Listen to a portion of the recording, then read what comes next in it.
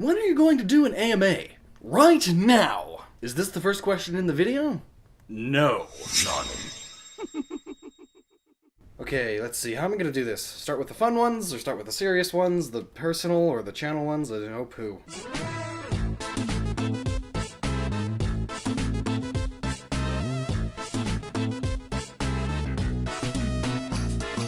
Do you have a shiny Pokemon? I don't actually. I've never had one. Kinda sad, but that's the situation. What game do you prefer? Minecraft or Terraria? Definitely Terraria. Do you have any pets? I sadly don't. I had a Chinese algae eater for a long time. It was like the greatest fish ever. It would, like, I've never seen a fish actually play before. It would roll rocks around the bottom of the tank a whole bunch, and like it had a few tetras as buddies in the tank, but they eventually died because tetras don't live that long, but Chinese algae eaters live forever. But it did eventually die, and in time too, like, as horrible as it is to say, like, it died just in time, right, like a few months before I had to move. And now at this apartment that I'm living in, I'm not allowed to have pets beyond, like, fish or lizards or something. And my roommate actually has a lizard. It's a lizard! Leopard gecko! His name is Ichi, and it just squeaked or something. What equipment do you use for making your videos, including equipment to capture audio? I actually get asked this question a lot, so I have a collection that I link to occasionally in my GamesGRABR page that is just all of the equipment that I use and have used and use today, and it's all up to date. I haven't gotten anything new since. Actually, I have. I'll have to put that on immediately after editing this video. So yeah.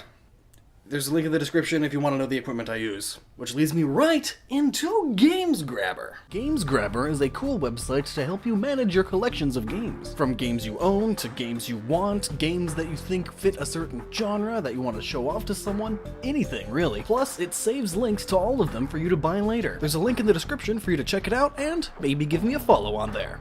How did you get associated with GamesGRABR? Basically, long story short, I get approached a lot via email for promotions and sponsors and all that.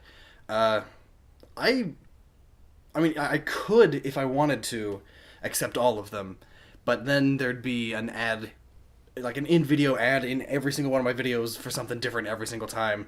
I don't want that. I'm sure you guys don't want that.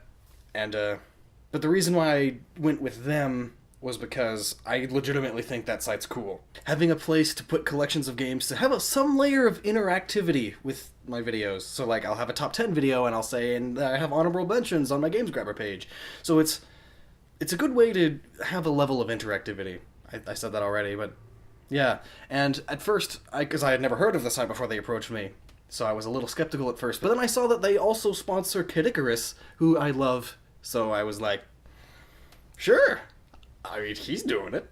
I love that guy. What software do you use to edit your videos? I use Sony Vegas Pro 13, and I have other programs that I use on the side sometimes to like help with certain things that Sony Vegas is kind of weak on, and I have all those on my GamesGRABR collection that I mentioned earlier. Will you ever do more of your game theory rebuttals?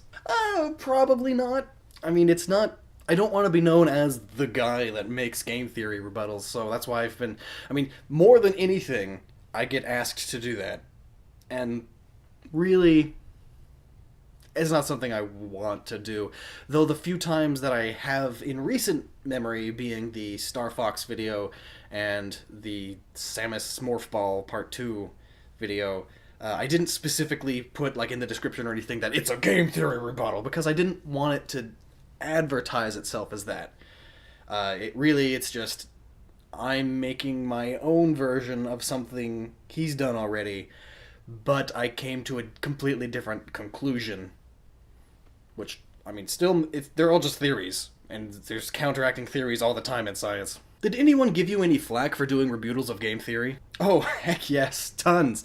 And like, even videos that don't even mention him, I get flack for, oh, you're just a game theory ripoff. Like, my favorite comment involving that was, I don't remember like the name of the person that posted it, but it stuck out in my mind because it was like, wow, this theory was incredible and very well edited and thought out, but I'm going to have to leave you a dislike for just being a game theory ripoff.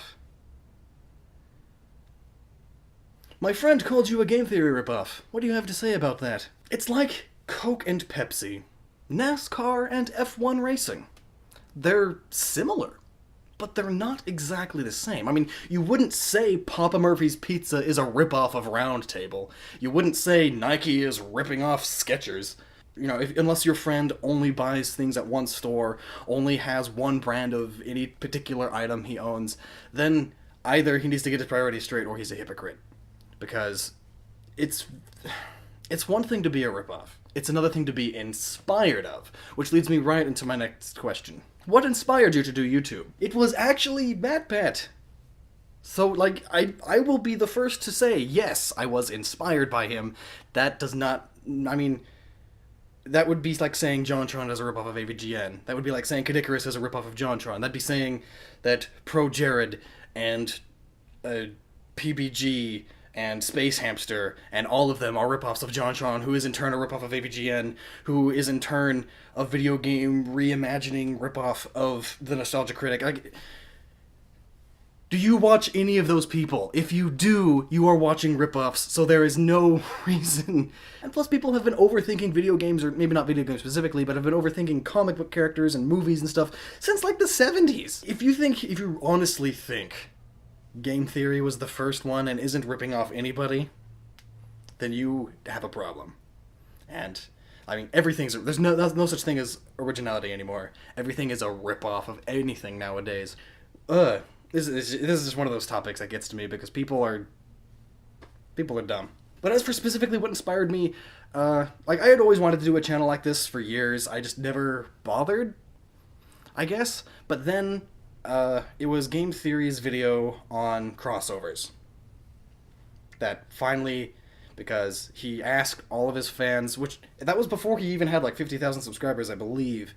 But he asked all of his fans to continue his crossover web and like see how far this goes, because it's awesome.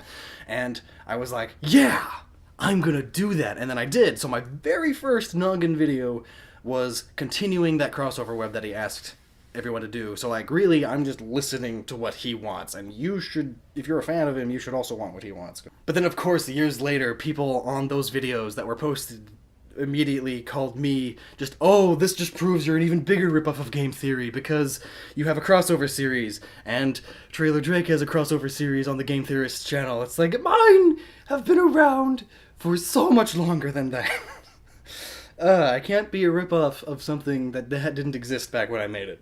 Why did you start YouTube and how long are you planning to do it for? Well, I just mentioned the inspiration, but as for specifically the why, because I was bored over one summer. And so, like, when MatPat asked all of his fans to continue his crossover web, I was like, yeah, I'm bored. That'll be the project that I do over summer. And how long do I plan on doing it? Until I get bored. Which doesn't seem to be anytime soon. Or if something forces... Why, I'm blown out. Hello, white balance. Hello. There we go. Or until something forces me to leave. Like if YouTube crashes or something. Is Lockstin your actual name? Yo, Lockstin, is that your real name or just an alias? Fun story about that. Lockstin was a name I created for my internet self in freshman year of high school, so that was like 6, 7, or 8 years ago? I don't remember. It's been so long. But it actually takes my real name, which is Austin Lockwood, takes the first part of my last name and mixes it. I'm not sure if I'm doing the hand motions correctly, but takes the first part of my last name, last part of my first name, merges them together into the new name. I thought that was really cool and clever, and it's been my username ever since. Are you British? No, I am a born American, though I am a descendant from Scotland, Wales, Germany, wherever. What was your first game? My first game was Tiny Toon Adventures Buster Busts Loose on the Super Nintendo when I was like 3. What got you into gaming? How old are you? I am going to be 22 in like 2 weeks, so I might as well just say 22. But what got me into gaming, I can easily just say my parents. Some of my earliest memories involving gaming was like watching my dad play the original Zelda, watching my dad play Age of Empires, and playing PC games and stuff. And then that got me interested, and then as a young lad, I was always more interested in video games than I was cartoons, because they were interactive. That's like the coolest thing ever. Do you have a girlfriend? I actually have a wife. Hello. Has it been like 5 years or so? Yeah. And then we've been married for almost a year, because it'll be a year in February. Uh-huh. Cool. Yes. We were wearing the same color. Uh-huh. That's weird. Very weird. Do you have any fan art? Boom, bam, boom. Yes. Why do you remind me of Gaijin Goomba? Maybe because I'm large and have a beard? Goatee thing? Maybe. But that does remind me of like one of my favorite YouTube comments, which was, you look like the love child of JonTron and Peanut Butter Gamer. Gnoggin, who did you want to win in the Smash Bros. Fighter Ballot? Well, since the leak that there were going to be 3 new characters, and then, I'm sure everyone figured that meant the top 3 ballot winners.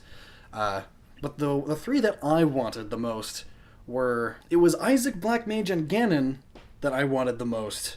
Though, who did you vote for in the Super Smash Bros. Fighter Ballot? And are you happy with the roster we already have? Though despite wanting those particular 3 to win, I also expected neither of those 3 to have that big of a chance, so instead I jumped on the bandwagon and voted for King K. Rool. Because he would probably be a 4th or 5th pick of mine. But, yeah, and since he had a huge following of people voting for him, I figured I'd jump on that bandwagon and stuff. And I am happy with the roster we have. It sucks that Wolf's still not back, because I really liked Wolf. My roommate really liked Wolf. How excited are you that Bayonetta being in Super Smash Bros? Significantly more excited than I thought I would be. I mean, Bayonetta was probably... Like, those 3 that I mentioned earlier, those were the 3 that I wanted because they were the only 3 that I thought could make it in, really. Because, like, Bayonetta would be awesome, but I was one of those people that thought, no, she's too sexy, she's too... guns. She's 4 guns, actually. So I figured that she wouldn't be possible, but... Now that she's in, man, I am very excited to have her in it. Retro gamer or modern gamer?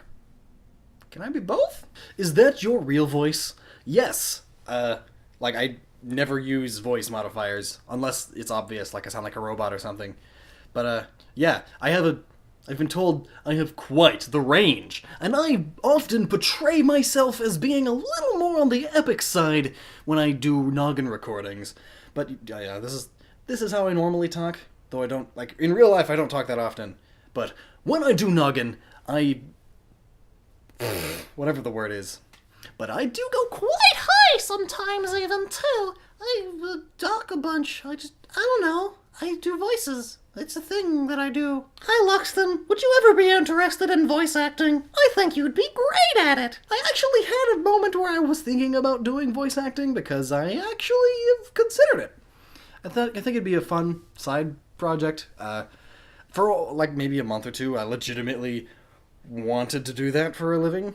But, it's not the most practical job to aspire to because it's very hard to get into. But, like, if any game developer or any cartoon animator or something was looking for a voice actor and they were like, hey, you should do voice acting for me, I would totally be down for it. Because I think I can do well. Do well, yeah. And I have lots of different voices I could make. And I don't think I've actually ever done this on camera before. But I can sound I've been told it sounds like Donald Duck, but I don't really think so. But I can talk like this. Oh, some people think it's annoying, but some people think it's cute. My wife loves it. She thinks it's so adorable. Yeah. Oh, I know. I draw applause. Would you ever do an anime theory? I don't see why not. I'm trying to expand. Do you like anime? And which is your favorite? I had a huge anime phase in high school. Though, recently I haven't been watching nearly as much as I did back then. As for my favorites, Code Geass, Gurren Lagann, Kill la Kill. I did like some Trigun and Cowboy Bebop. I'm watching One Punch Man right now. Have you watched or read One Punch Man? Yeah. What did you have for breakfast? Whenever I do eat breakfast, it's usually just a banana. What is the channel logo's inspiration? Where did you get your logo idea? This is one of those questions that got asked a lot, as well as the channel name inspiration. And, like, back when I made the channel name, I didn't like it. I settled on it because I couldn't think of anything else, but I needed a name. And yeah, so I was just thinking, video games, smarts, people using their brains and the heads. Use your head. Yeah, that'll be the saying. Use your head. Heads, noggin. Use your noggin. Haha. Silent G, because silent letters and stuff, and the G can stand for gaming. Oh, that's good, but I mean, I'm not like super into it, but yeah, I guess I'll use it, and then if I come up with a better idea later, I'll change it. But then, now it's like a brand that I'm stuck with. But it's grown on me, definitely. As for the logo, initially this was the logo, and it's like a skull that's a question mark, but the top half of that was me tracing clip art, and then like editing it, but like the bulk of it is tracing clip art, so I changed it later. And then eventually that changed again, but yeah, a skull, because I've always loved skulls. I think they're adorable. Like, not realistic skulls, but like cutesy skulls, I think are adorable. And then it just fits the noggin. Use your head, use your brain, use your noggin, your skull, and all that. It just fits the branding. Would you ever change your logo if a fan sent you a new design that you liked? That's actually how the most recent change to the logo happened. I mean, I had mentioned that I'm doing a big channel redesign, and so I had like 6 different people keep sending me them working on my logo and making updates to it and stuff. And then it was very similar to this one. And then I was like, ooh, I love that. I'm going to take it. I'm going to edit it a bit, but I'm going to use that as the base. And then I remade the logo based off of their work. Are you friends with MatPat? I wish. That'd be awesome. If MatPat ever decided to return the favor and try to debunk some of your theories, do you think he'd be successful? I mean, probably. I mean, I could go back and rebuke some of my previous theories. I mean, something people have to realize about these theories is that A, it's all for fun, and B, because it's theorizing and speculation, there's always going to be holes. Like, and the only way you could cover all of them is if you spend hours on each theory, which no one wants to sit through that to find out if Link is gay or something. That's going to be a video someday. Like, I mean, here's just one very quick example. The video I'm asked most of all to try and debunk of game theories is his one about Link being dead in Majora's Mask. And, like, so I looked into it very briefly. And so, like, you could just debunk the whole thing. The idea is he died when he fell down the hole in the tree stump at the very beginning of the game, and then everything in the game is his final thoughts of the stages of grief and stuff, because he's dying. But Zelda universe, no matter how high you fall from, you always take just a little tick of damage on your heart, of fall damage. That just debunks the whole thing right there. One little hole. One tiny hole. Whole thing's wrong. And that's possible with almost every single of any of these videos. Like, any of mine, any of game theories, any of, like, insert theorizing YouTuber here. All of their videos could be debunked with one little fact. That's why it's a theory. That's why it's fun. It's not meant to be taken seriously, and people that do take them seriously are silly. What is your favorite game theory that wasn't made by you? This one. The MatPat's old Banana Wars video. Didn't you say that once you had an idea of a game theory, but MatPat beat you to it? Is this true? Yes. Twice? Though I can only specifically remember one. That was the Creeper is a Plant video thing, or like the anatomy of the creeper. I forget what he titled it. But like, I had a whole script out for that video and everything, and it was like, there was the video I was working on, and then there was that one was in the queue, and that was the one I was going to make next. But then he released his video to it, so I was thinking, crap. And even though I had a completely different style of video than from what his was, it was basically the same information. We basically both came to the same conclusion. I just decided, screw it, scrap it. People are just going to call me a ripoff. Do you know Treesicle? If so, what do you think of a collab with MatPat and Treesicle? I'm not sure if you mean me doing a collab with MatPat and Treesicle, or if you mean like those two having a collab, but I have talked with Treesicle. They're cool guys. I've done this video with them, and I've done this video with them. So if you haven't seen those are there. Yeah, I'd do another one with them. And yeah, I guess they could both do a collab together. I don't have a problem with it. If you had a chance to collab with MatPat, would you take it or leave it?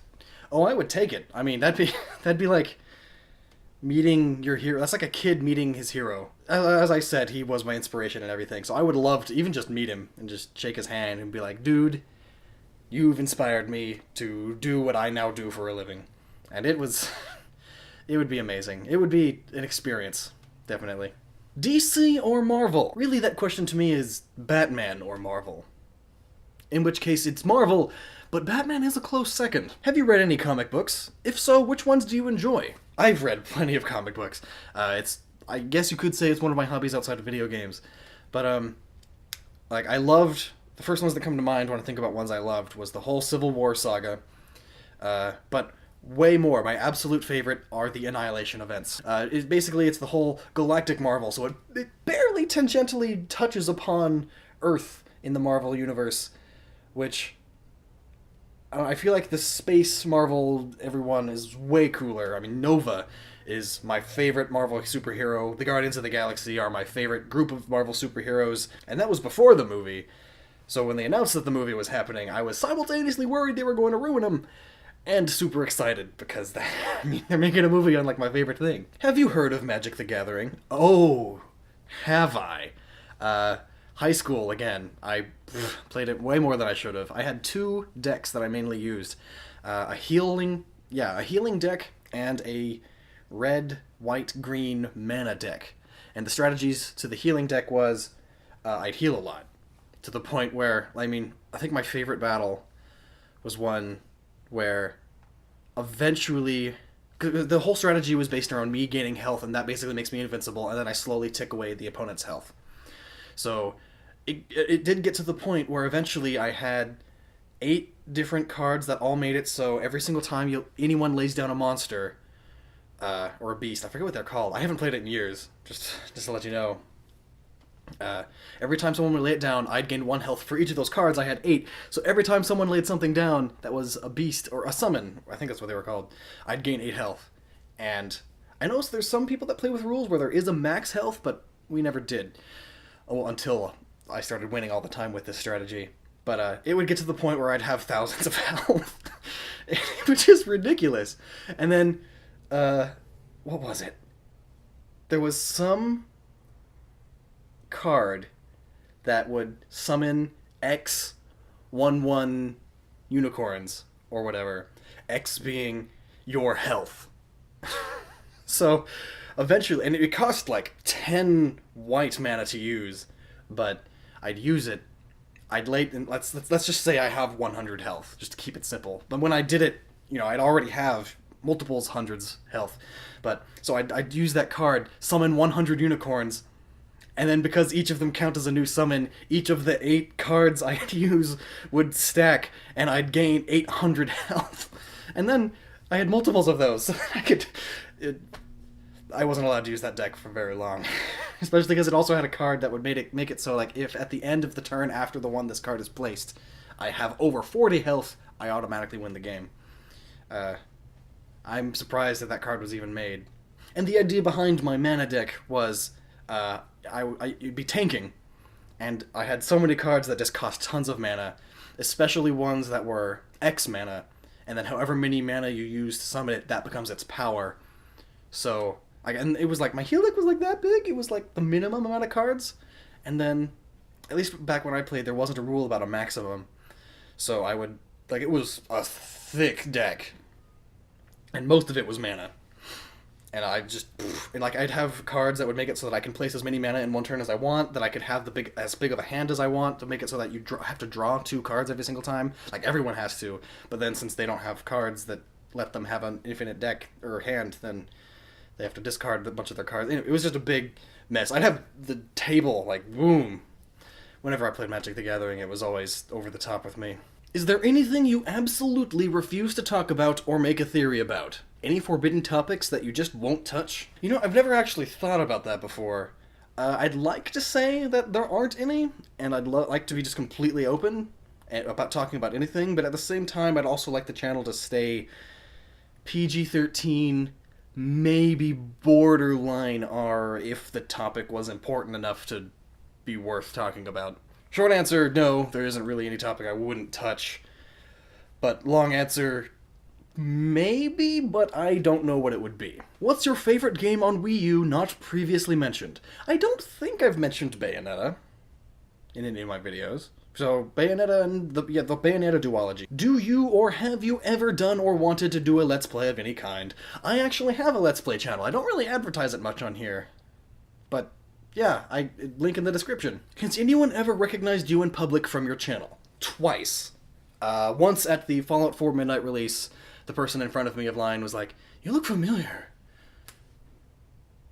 Are you from YouTube?" And then the second time was at a Smash 4 tournament. One of the people that was in the tournament was like, "You look familiar. Are you Gnoggin?" How did you meet the other people on this channel? So the Nortendo guy, and the Game Bites guys, and Arlo, I'll mention Arlo later, but they've all been friends of mine since forever. Arlo was a friend of a friend that lives just across town, so that's how we met. Toby approached me asking for advice back when he was still starting his channel, and I was like, "Whoa, I like your stuff. We should get together." And then Chris, the guy that does the Chronicles series, he approached me forever ago, asked me to do an interview thing with him. That's how we met. And then later on, he was like, "Hey, I have this idea for a video series." And then that became Chronicles. And then I have plenty of editors and assistants, and they all basically met me the same-ish way, that being either through non-Gnair submissions, or they approached me after I had asked, "Hey, do you have editing skills? I'm looking for an editor." And then that's how we met. What are your personal thoughts about Arlo? He's cool, though I suppose I do understand why he has a little bit of flack surrounding him, because, I mean, even though it's 2016, I get that people don't like him because he's blue. Do you ever feel awkward watching some of your old videos? Oh, heavens yes. Did you ever imagine that you would get more than 200,000 subscribers when you first started this channel? I mean, people always say in these kinds of videos that, "Oh no, it was just a total surprise, but honestly, like, the thought did cross my mind. I mean, even if it was just a joke. So yeah, I was like, then I'll become a big YouTuber and I'll just be doing that for a living." So like, yeah, the thought crossed my mind, and I was thinking it's possible, though I wouldn't be surprised if it never happened. Are any Star Wars videos coming? Yes, though I'm thinking maybe I'll wait until the next Star Wars movie starts coming out, since it'll be more topical. Are you planning on doing more film theories after the Jar Jar one? Yes. I've been wanting to expand Noggin for a while now, and I figured the Jar Jar video was a good first step into films. But yeah, I wanted to get into comic books, into anime, manga, and just even touch upon things that aren't necessarily media related, which is why I did like the origin of the word geek video. That was a good first step. Jar Jar was a good second step. I have a X-Men video in the works to be released around the time that the X-Men movie gets released. I have, just plans to expand ever more. Even get into things that aren't necessarily media related, like I'm thinking of doing a video on self-driving cars. Right now, working on a video about AI and like AI rights and stuff, and like the psychological and moral aspects of all that. What is the theory you put the most effort, time, dedication, research into? Easily, especially since it just came out, the Jar Jar one. Oh my word, I've been more stressed about that one than I've ever been stressed about any video, especially because I wanted it to come out at the same time as the Star Wars movie, and then the Star Wars movie came out, and I'm like, crap, it's not finished yet. But, yeah, that took over 60 hours, I'd say. Other than that, the Donkey Kong War video, the autism video, the furries video, basically all my big videos take a lot of time and effort. What do you think about Kingdom Hearts as a whole? The first one, I think, is overrated, though good. It's definitely good for its time, but I mean, looking back on it, it's easily one of the worst ones. The second one is amazing and blew me away as a kid, and it's still fun to this day, and because of that, I am very much looking forward to Kingdom Hearts 3, especially because of how beautiful it looks. But I've never really played many of the side ones, except for like Chain of Memories and a little bit of Dream Drop Distance. I think it was that one. Do you actually like Kingdom Hearts? I ask because I feel like you give off mixed opinions. And yeah, that's because my opinions are mixed. Like, when I played the first one, I loved it to death. But that was back when it was new. So it didn't have as much competition. Looking back upon it now, it had tons of problems. I mean, that doesn't mean it's a bad game, though. It's still a very good game. The second one, a lot of fun. I still really enjoy the second one. Yeah, so I give off mixed opinions because my opinions are mixed. Do you actually understand the Kingdom Hearts plot? Basically, yes. Like, as far as the base idea of the plot goes, as far as details go, and like who's doing what, and like how it all intertwines throughout all the side games and everything, no, I don't have a single clue. What was your favorite subject when going through school? This might be a shocker to you. Digital media, as in Photoshop, video editing, all that. If you wanted a more like traditional answer though, geometry? I like tangible math. How did you do in school? Straight A's. Until like junior year of high school, and I got a C in chemistry. If you were to play a game at a competitive level, what would it be? Probably either Smash 4 or TF2. I'm not as good at Smash 4 as I was in the previous Smash Bros, just because I don't have as much time to put into playing it nonstop. But when I did play TF2, like, I don't know about competitive level, but I did occasionally go to competitive servers and did okay. But like generally I would always be at or near the top of the leaderboards for the matches, so I was pretty good at TF2. So if I wanted, I could spend a lot more time doing that and getting better and better and do it competitively. But do you play TF2 often, and what class do you main? Is it still your favorite game? I don't play it often anymore, but in the like 2 years that I did play it, I played it a lot. Like, I have over 1,000 hours in just that short time span. And plus, that was while I was going to college and stuff, so I had very little free time. So basically, my free time was TF2 for a good chunk of life. And when I did play it, I was mostly Scout. Scout was definitely my main. And then secondary, Soldier Medic? And I wouldn't really say it's my favorite game as of right now, but looking back upon everything that I've played, and then at the time when I was playing TF2, it was definitely my favorite game, and that's still probably the most fun I've had with the game ever since. So, yeah, I'd still say it was my favorite game, even though I don't play it anymore. Dream car? Current car? Dream car? A Tesla. Current car? A 1997 Ford Contour. That barely runs. I'm currently in the market for a new car, and let me tell you, it's not going to be a Tesla. Do you like my channel icon? 3. It is very adorable. If you could be a Saiyan, DBZ, or a Jedi, Star Wars, which would you choose and why? The Force seems a lot more useful than suddenly being buff and have spiky hair. What are your pet peeves about video game fan bases? Why does everything have to be an absolute? Why is everything either the best ever or the worst ever? Why is there no in between? Why is it that you can't criticize, like even barely, a good game? Like, yeah, it's good, we know. That doesn't mean we can't point out its flaws, or even like make fun of its flaws. And then, why is it if you like a bad game, you're like the worst person ever? How big is your amiibo collection? It is this big. I'm gonna have to count them, aren't I? 41. Initially, I only wanted the 12 original Smashers, and like some of my favorites that are my mains now, but it didn't stop. It just didn't stop growing. Nintendo owns me. Are you a brony or work with them? My wife? Kind of. Like, I work with her and she's a brony. If you can count her as a brony, because she's a she. But, no. Myself, I am not.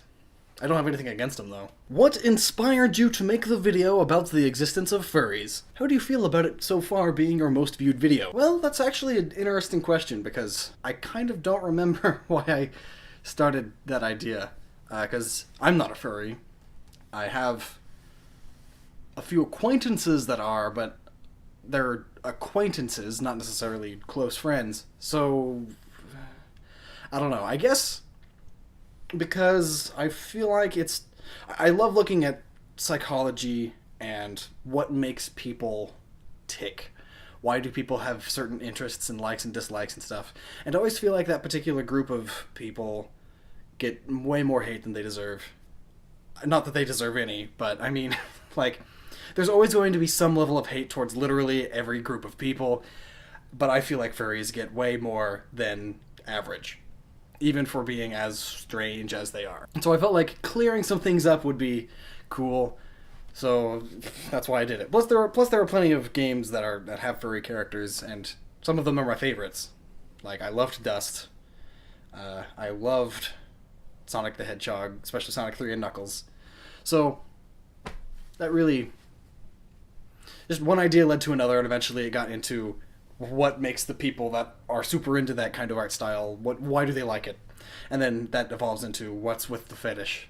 Anyway, how do I feel about it being my most viewed video? Yeah, it's definitely going to be my first video to reach 1 million views. But, I mean, I don't dislike that it's the number one. I mean, I'd prefer if, like, the Jar Jar video, or, like, the Smash Bros. Autism video, or even some of my clickbaity videos, I wouldn't mind if they were my first to a million. Yeah, so I don't mind that the furry one's the first to a million, but, I mean, that's, like, a not specifically video game-related video, so it's weird, kind of.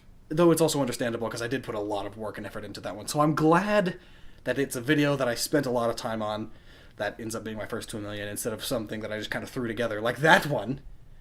Jeez. Thoughts on Undertale? Boom! Are you ever going to do any Undertale videos? I would love to. But, like, every idea I come up with, I start doing research on, and then I find out someone's already made a really good video on it, and I don't want to take that amazingness from them. How do you set up recordings for videos? Complicatedly. Here we go. Let me take this. Flip that around. Alright. So, I have to move the couch literally every single time I start recording something. That green screen is usually right here whenever I do green screen stuff, which that's also fairly new. When I do simple videos like this, I have just these two lights, and then there's the microphone, and then the camera stand, and yeah, basically every single time I have to rearrange furniture. And when I do use the green screen, I have two other lights that I use that are not the umbrella lights. Or, no, I use two of those to record. Someday for sure I will have a studio that I use. Yeah, that'll be awesome. Of course, by studio I mean... Oh, hello! Hello! Ooh. Of course, by studio I mean... a spare bedroom. Someday I'll be able to afford a place with an extra bedroom. Alright, next question. Do you regret buying / not buying anything, like a game or collectible? First thing that comes to mind immediately is the Legendary Edition, or the Collector's Edition, whatever they called it, of Skyrim. Like, I had access to getting the PC version with the awesome Alduin statue and everything when it was, like, on discount, so it was, like, $40. And I didn't buy it because I was with my parents, and they both... So I was still under 17, so I couldn't buy it myself. And they were like, oh, this game's rated M, even though I had played tons of them by then. But, yeah, so... I wasn't able to get it. And now that Alduin statue is like $200, and I really want it, but... So yeah, that's like my biggest regret. Plus, my wife is super into dragons. She has like a huge dragon collection. So like, and she also loved Skyrim. So like a dragon statue of Alduin would be amazing. How do you make your hair so sexy? Seriously, what products do you use, and how do you style it to be so soft? I literally use, and like this was a question that got asked a lot, was why is my hair so amazing? I literally use whatever shampoo is cheapest that week. But yeah, genetics, I guess, is why my hair is cool. Genetics, and I shake sometimes in the middle of recording videos. Usually only when my hair becomes a mess. But, yeah. Your hair is sort of weird sometimes, and others not. Why? Well, I'm not sure what you mean by weird, but sometimes it just does whatever it wants. Like, I can, like, reset it by washing it, like, taking a shower and stuff, but then once it dries, whatever it's doing, that's what it's doing that day. So... yeah, there's nothing I can do about it sometimes. How do you have blonde hair but a black beard? It's actually not black, but I can see that some of the videos, the lighting might be a little off. But my hair actually, all of everything is dirty blonde is the color, which means it's patches of brown, patches of blonde. And my facial hair specifically, like this part is brown, but then if I were to grow a mustache out, it would be blonde, which is why I don't grow a mustache out, because a blonde mustache... it's weird. And then like my eyebrows are brown, and like the sides of my hair is browner, and then the top of it's blonder, and so it's just dirty blonde. It's a mess. Why are you so handsome? I've actually never gotten as many comments as I do now about my looks until I started YouTube. So like I never really thought of myself as handsome, but though I say I've never gotten as many compliments, I've also never gotten as many insults, so I guess it kind of balances itself out. What is the saddest thing in a video game that got you in the feels, and why? Immediately the first thing I think of is The Walking Dead Season 1. It was either the last or second to last episode, but you're like going through this deserted town, rummaging through houses and stuff, and you stumble across these two skeletons, so corpses, that are in a bed together, and they're holding hands, and they, like, you can tell what had happened to them, because they were holding hands, and one of them just had a gun in his hand, and you could tell that they had their heads together, and the one dude just pulled the trigger, and the one bullet killed both of them, and, like, it had just immediately made me think of me and my wife, though at the time she was just my girlfriend, but still, it's, like, even thinking about it now, I'm getting a little heavy in the eyes. Yeah, that got me more than anything, even still. The Walking Dead Season 1, I highly recommend it. Also, do you like Xenoblade Chronicles? No. Like, the story? Amazing. Like, wow. The story. I basically watched a Let's Play that skipped the grindiness of the gameplay, only showed the important story bits, and yeah, the story of Xenoblade Chronicles and Xenoblade Chronicles X, amazing. Phenomenal. Fantastic, even. Like, I love that kind of stuff. But the gameplay isn't for me. Follow-up question. What are your thoughts on Donald Trump? I think he looks like a sweet potato. And no matter who wins this presidency, we all lose. Do you have any other job besides YouTube? If so, what is it? And what state do you live in? I live in California, and what were you doing before Gnoggin existed? Do you use Gnoggin as a full-time job now? He works behind the camera at his local TV station for the news. Hate to do his job for him, but yes, he did a video a while back about how he quit his job to do YouTube full-time. I'm actually impressed that, like, people remember that. People know my life and stuff. It's still weird. It's like, obviously some of you would, because I'm putting it out there, but at the same time, it's weird. It's weird, but yes, before I did Gnoggin, actually while I was doing Gnoggin for a while too, because I've been doing this for almost 3 years, I worked at a local TV station, the Northern California ABC News station, and it was a lot of fun. I worked as the cameraman, audio director, video editor. The official terminology was production assistant, which means I worked on the production side of things, but really what that means is you're going to do something today, and it's whatever they need you to do that day. So for me, my strong suits were always working the audio boards, which is turning everyone's microphones on and off when they now over to this guy for the weather, and then I have to turn off their mic, turn on the other mic, adjust the levels throughout the whole show, so if they start raising their voice, I have to lower it. And then I was the cameraman, which means I have to operate all the cameras, and you know how, like, news studios, they'll, like, have a bunch of different camera angles, and it's like, here's the anchor, here's the other anchor, here's the anchor from this angle, here's the weather guy, here's the weather guy's green screen, here's the sports dude, here's the reporter, here's another reporter. So there's, like, 12 different camera angles. There were 3 cameras. So you had to move them around all the time, and on the spot. Like, okay, you have 4 seconds to move this camera from here to over there, get it focused, get it zoomed in the right way. So, like, you had to be really good at what you were doing and, like, adjusting everything. Like, adjusting the zoom and the focus before you're even over to where the thing is you're supposed to be zoomed in on, focused on. So it was a lot of muscle memory, but it was a lot of fun. I learned a lot. So, like, yeah. And before working at a news station, I just worked at a CVS pharmacy. Nothing big. Before that, I was always just a full-time student. Any plans after YouTube? I can't imagine you doing theories while being 70 years old. I haven't actually thought that far ahead. I've never really been the type to want to think that far ahead. Like, maybe 5 years. But maybe in like 10, 20, 15 years, I'll move on to doing, like, video game news reporting? Game journalism, maybe. But on the video side, just move over to doing reviews. Because reviewing a game is way less intensive than doing the kind of in-depth editing and analysis that I do now. So, like, eventually I'm sure eventually I'll get tired of doing this, but that's 20, 30 years down the line, maybe. I'd also be super into video game writing. Another possibility would be that I'd go back to TV news production, because I did have fun with that, and I have good experience there now, though I wouldn't do it in the position I was before. Instead of being a production assistant, I'd want to be, like, a director or a producer. Something along those lines.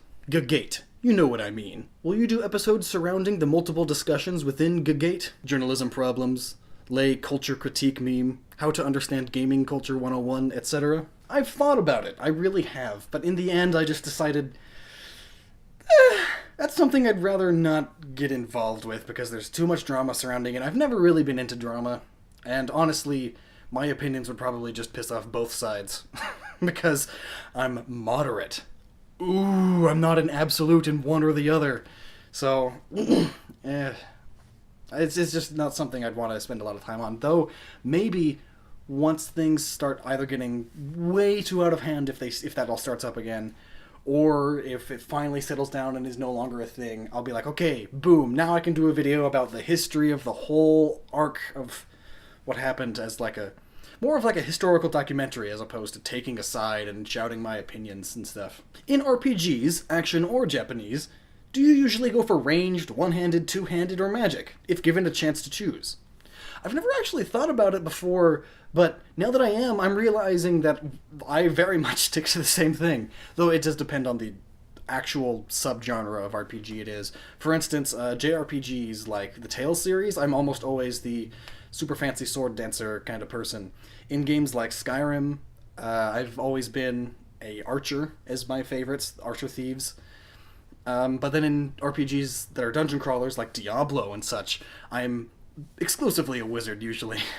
I love the varied magic attacks and stuff, area of effect damage and whatnot. Do you like H3H3 Productions and or Filthy Frank? Please answer this question, I'll die if you don't. Exclusively to save your life, I will tell you that I've never actually heard of H3H3 Productions, but I have heard of Filthy Frank, and I'm not a fan, but I'm not a fan. I mean, he's just not someone I watch, but he's not someone I hate either. What is the process of writing a script like? If you have hit writer's block, what do you do for ideas and inspiration? I can't actually remember a time I've actually hit writer's block aside from starting.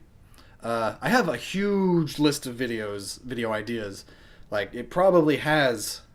Like, if I were to release 2 a week, which would be crazy with some of those ideas, but if I were to release 2 a week, I'd be set for like 3 years. Because there's probably 150 videos on that list that I have, and probably 70% of those are from you guys, and thank you so much for giving me ideas. But when I start writing, I always start by writing a skeleton layout of like, okay, here's the structure I want to follow. And then and it depends on the length of the video too. The shorter videos I just sit down and write, but the longer ones I always have to lay out a skeleton. And then I flesh it out and stuff, write it how I want to write it, and then I finish it. And then usually with the bigger videos, I'll then take that script, destroy it, and then start completely over again. But that way, I know the ideas I had in the first script, but then can rewrite them in a new way that flows better. Because once you write down a whole script initially, now you have all the information on the table. Now you have all of it in your head. Now you can start over again, put it all in the better order and better way of phrasing things and stuff. So that's how I usually write the scripts. Where do you get your science? The internet. And I did well in school, science classes, except for chemistry. But so I do a lot of the science math equations myself, though there have been a few times things have been over my head. So I've asked various Reddit boards for help, and I've asked Psy on 4chan for help. And yeah, because sometimes things really do go way over my head. How do you find an idea for a theory? I think I mentioned this earlier. Yeah, like 70% of my theory ideas are from you guys. And thank you so much. Otherwise, so now whenever I play games, if something doesn't make sense, I'll be like, that doesn't make sense, and then I'll try to think of some answer for it.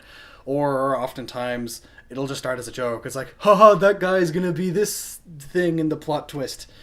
And then you start researching it, and then you're like, oh, that's actually possible. So the ones that are mine originally, my ideas originally, they just kind of happen. One idea leads to another, and eventually you just start making connections and so forth. Otherwise, 70% of them are from you. Being a YouTuber who blew up semi-recently, who gave you your big break?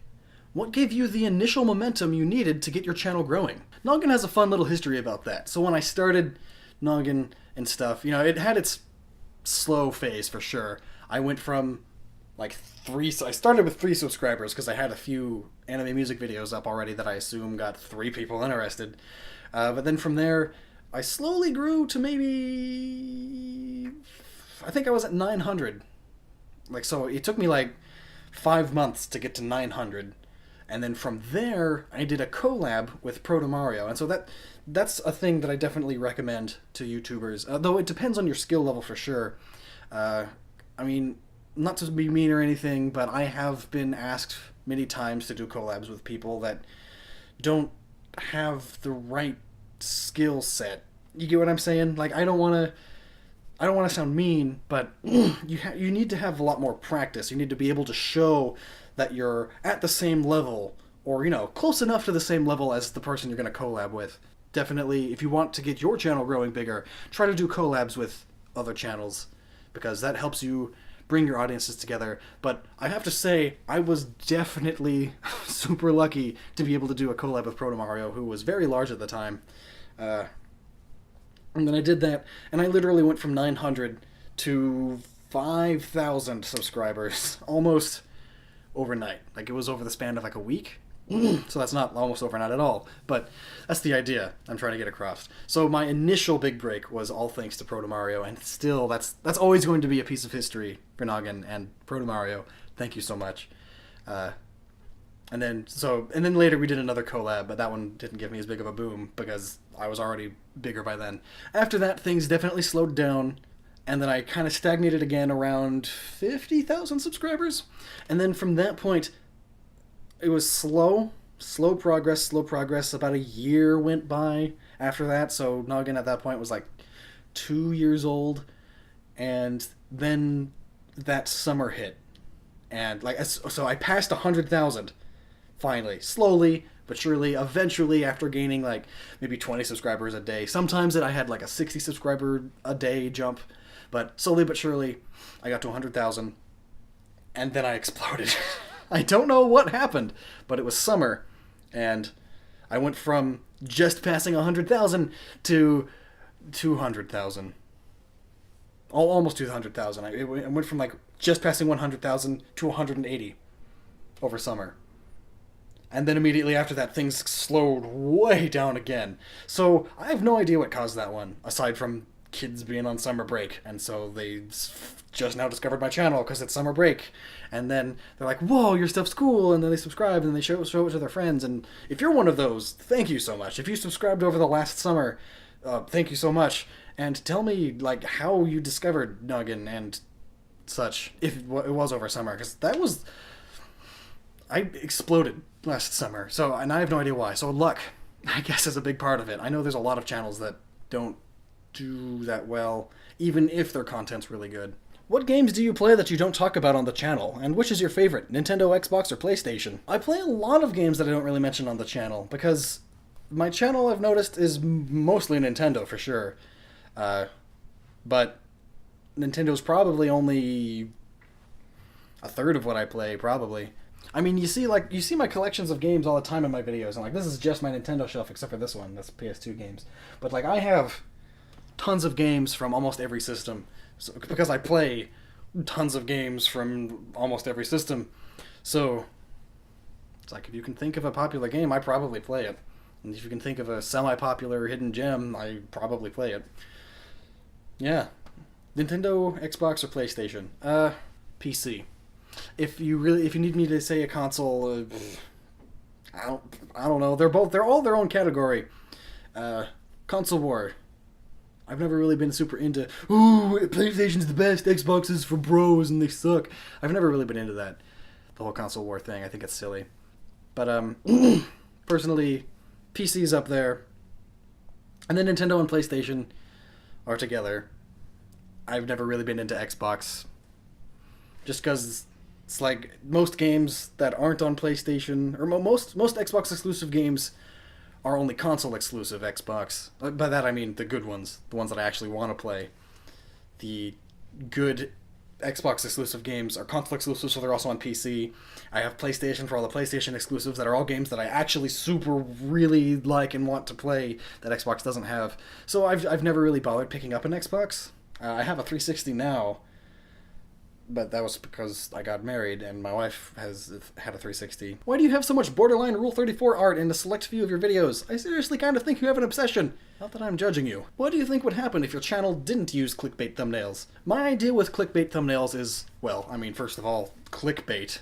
I mean, I'd be lying if I said I didn't want clicks on videos, because that's literally what I do for a living, and like, if you ever upload a video on YouTube, you want people to watch it. Otherwise, why are you uploading it to YouTube? Upload it to some Google Drive or something.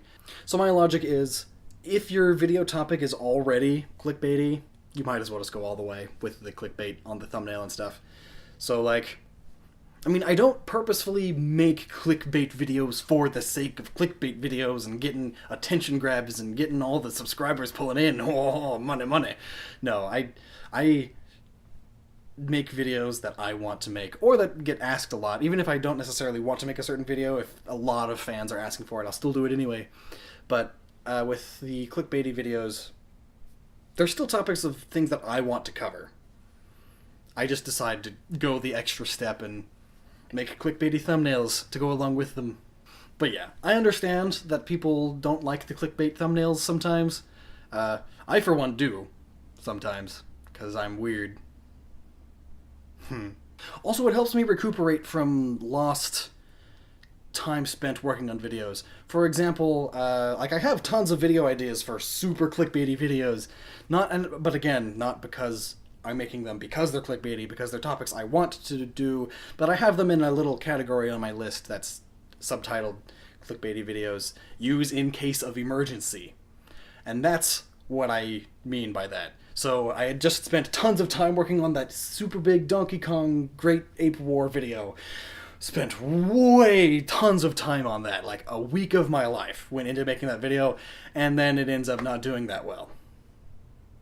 I was bummed. So I was like, okay, well, to make up for that, I'm just going to make one of these clickbaity videos and go ahead and make a clickbaity thumbnail, because I gotta recuperate all that lost time. Otherwise, I'm not going to be able to pay my bills this month. I'm not sure if this is helping my case or hurting, but like, I'm trying to get it across as best I can. Like, I'm not trying to exploit anyone with clickbaity thumbnails. I just know they work, because obviously, marketing 101, hello, they work. So yeah. It's still a topic of a video I want to do anyway. It's still something I'm interested in. It's not like I'm selling out and just doing videos that I know sell well, as opposed to things I want to do. It's legitimately still me, no difference. It just happens to be a clickbaity subject. And so I decide, clickbaity subject, clickbaity thumbnail. What's your biggest personal insecurity that you had to overcome while creating and maintaining your YouTube channel? I know that's probably common, but personal fear of just not being good enough is, I mean, I still think that. Literally every single time I click the upload button, I'm worrying and stressing out about this video isn't good enough. People are gonna hate me. Yeah, definitely that one. That is my biggest insecurity. And it's still an insecurity of mine to some degree. I've definitely mostly gotten over it, but it still comes up every now and then if I think a video isn't my best work. Because I've always, throughout all of high school and college, I've always been slightly full of myself, because I've always been amazing at school except for that time in chemistry. I've always done fantastic work. I was a bunch of people's go-to guy for help and stuff. And that, like, fills your self-esteem levels, but that's just in your local group, people around you. When you start dealing with people on the internet, that's completely different. That's a much greater world out there. You have a lot of other people that are around you that could very easily put you down. And so, I mean, not necessarily hate comments are my biggest insecurity and fear, but just in general, I worry I'm not good enough. Which is why, like, a personal motto is never stop improving. Because if you stop improving, then you suck. So, and maybe that's hurting me, but I don't know. Did you ever regret coming into the YouTube business? Also, what does your family think of you doing stuff about video games on YouTube? I'll be honest, I have had the thought of maybe YouTube wasn't the right choice for me. It's always a temporary thought that goes away after some time, but sometimes I'm just stressing out so much over a video. I mean, perfect example, that Jar Jar video I just did. Oh my word. I spent wake up, start working until bedtime, go to bed, next day, wake up, start working until bedtime. That the amount of stress and time that took and caused me was... I was so worried that video wouldn't be worth it because of how few views it would get. It wouldn't be worth all the time I was putting into it. And looking at it, I'm happy that it has the views that it does, but it might not be worth that amount of time that I put into it. But at the same time, what was the question again? Right. Yeah, I occasionally regret coming into the YouTube business, but then there's always someone that perks me back up. If it's some other video that some other person did that just cheers me up, or if it's a YouTube comment. What was it? I mean, I'll be honest again, I've had a lot of depression spells in the last 2 months. All over this, my career choice, the amount of stress it causes, the amount of time it takes, and all that. And when I was like in the middle, like at the lowest point of that depression and stuff, I got a YouTube message, and maybe I shouldn't say who it's from. That might be weird to put out in the public, but it was just one YouTube message by itself, and it was just, Lockstin, I just wanted to say that I think you are super adorable, and I love your videos. That is all. Have a wonderful rest of your day. That was it. And that took me from probably the lowest I've been in recent years to, I mean, not the highest, but pretty high up there. It just pulled me right out of it. And that makes me not regret it. And I don't think I'll ever really regret it again, unless something terrible were to happen. But thank you. Thank you all. Are you happy? It may sound cheesy, but I think it's an important question many haven't asked. Yeah, as I've said, I've had my depression spats and all whatnot, but in general, and right now, in like the last few weeks, I am very happy. And I am thankful that I'm in this position. I don't want to get super sappy or anything, but thanks, guys. I'm just speechless. I am happy. Thank you so much for asking. How long does it take to make a single Gnoggin video? Depending on the length of the video. Quick example, Jar Jar video, 60 plus hours. Autism and Smash video, probably 30 hours. Furries video, maybe 35 hours. But most of my videos, maybe 6 to 8 hours. Maybe 10 if it's editing enhanced, like it looks especially better than the rest of them. The more vloggy style ones, like this, aside from the actual recording, which sometimes takes way too long, only take like maybe an hour or two. What are your thoughts on the Metroid Prime Federation Force and Blast Ball? I'm sad. Though, I also feel like we shouldn't pass judgment too quickly. I mean, this is the same thing that happened with Wind Waker. Everyone was all upset that it's a cutesy, kids-style Zelda game, and now it's like one of the greatest Zelda games of all time. I mean, not that I'm saying Federation Force is going to be like the greatest Metroid game of all time, because it almost certainly will not be, but I think we're being too harsh on it. We need to try it first. Then we can say it's the worst Metroid of all time. What helps you concentrate for a long period of time while editing, gaming, etc.? Apparently, as in according to a lot of my friends, I have a very long attention span. I don't know how to explain that any better, but I just naturally have a much longer attention span. I can do something for a long time and not have a problem with it. Whereas, like, I mean, just as an example, I've marathoned games accidentally. Just because I never got bored with them. Just playing them non-stop, hours upon hours on end. The longest one I've done was like 20 hours straight of Team Fortress 2. And all on the same server. It was a randomizer server. Will you be planning on attending any cons? I'd love to eventually be able to attend every single convention that's relatively close to where I am, but it's not really possible for me in my current life situation. I just can't afford it. And to end this, I'm going to answer one more person's question. So many. Okay, I'm just gonna pick a few. Cold winter. Definitely cold winter all the way.